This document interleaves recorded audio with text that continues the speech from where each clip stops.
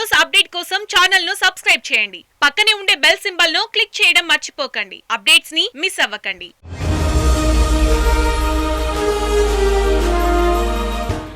రాష్ట్రంలో 16 ఎంపీ సీట్లు దక్కించుకొని జాతీయ స్థాయిలో కూటమి రాజకీయాల్లో చక్రం తిప్పాలని భావిస్తున్న తెలంగాణ ముఖ్యమంత్రి కేసీఆర్ పార్లమెంటు ఎన్నికలపై నజరు పెట్టారు. మరో 2-3 రోజుల్లో ఎన్నికల షెడ్యూల్ వచ్చే అవకాశం ఉండడంతో ఆయన ఎంపీ అభ్యర్థుల ఎంపికపై కసరత్తు చేస్తున్నారు. ఇప్పటికే ఆయన 13 స్థానాలకు అభ్యర్థుల్ని ఫైనల్ చేశారని తెలుస్తోంది. ఇందులో 8 మంది సిట్టింగ్లకు ఆయన మళ్లీ ఛాన్స్ ఇవ్వాలని డిసైడ్ అయినట్లు సమాచారం. ఇదే సమయంలో 3-4 స్థానాల్లో సిట్టింగ్లను పక్కన పెట్టి కొత్త వారి వైపు ఆయన మొగ్గు చూపుతున్నారు.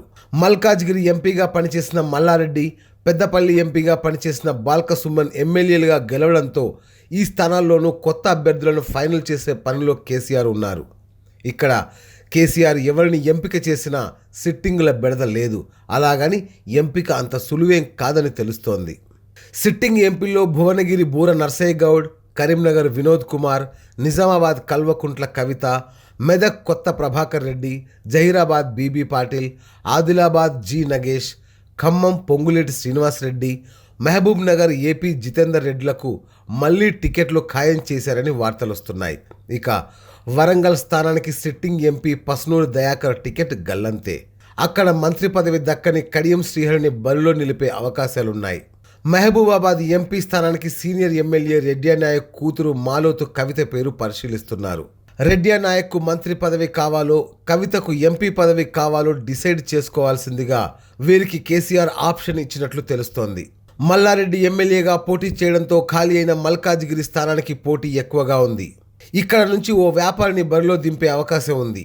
పెద్దపల్లి పార్లమెంటు స్థానాన్ని మాజీ ఎంపీ వివేక్కు ఖాయం చేశారు. నల్గొండ నుంచి గుత్తా సుఖేందర్ రెడ్డిని మంత్రివర్గంలోకి తీసుకుంటే ఇక్కడి నుంచి ఎమ్మెల్సీ పల్లా రాజేశ్వరరెడ్డిని బరిలో నిలిపే అవకాశం ఉంది. కొండా విశ్వేశ్వరరెడ్డి పార్టీ మారడంతో చేవెళ్ల నుంచి మాజీ మంత్రి మహేందర్ రెడ్డి పోటీ చేయడం ఖాయమైంది.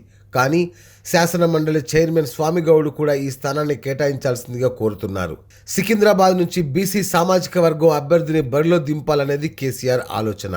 అభ్యర్థుల ఎంపికతో పాటు పార్లమెంటు ఎన్నికలకు క్యాడర్ను సిద్ధం చేయడంపై కూడా కేసీఆర్ దృష్టి సారించారు. ఈ బాధ్యతలను తీసుకున్న పార్టీ వర్కింగ్ ప్రెసిడెంట్ కేటీఆర్ ఈ నెల 6వ తేదీ నుంచి 17వ తేదీ వరకు పార్లమెంటు నియోజకవర్గాల వారీగా సమన్వయ సమావేశాలు నిర్వహించనున్నారు. ఎన్నికల షెడ్యూల్ వచ్చేలోపే సాధ్యమైనన్ని స్థానాల్లో ఈ సమావేశాలు పూర్తి చేయాలని ఆయన ప్రణాళిక రచించారు. పార్టీలో నేతల మధ్య సమన్వయం కుదర్చడం, ఎన్నికల్లో అనుసరించాల్సిన వ్యూహాలపై ఆయన క్యాడర్కు దిశానిర్దేశం చేస్తారు. ఎన్నికల షెడ్యూల్ వచ్చాక ముఖ్యమంత్రి కేసీఆర్ ప్రచారాన్ని ప్రారంభిస్తారు. మొత్తానికి టార్గెట్ 16 ఎంపీ సీట్స్గా పెట్టుకున్న టీఆర్ఎస్ ఇందుకు సంబంధించి భారీ కసరత్తు చేస్తోంది. Great Telangana news, Hyderabad. Thanks for watching. Please like, comment, share.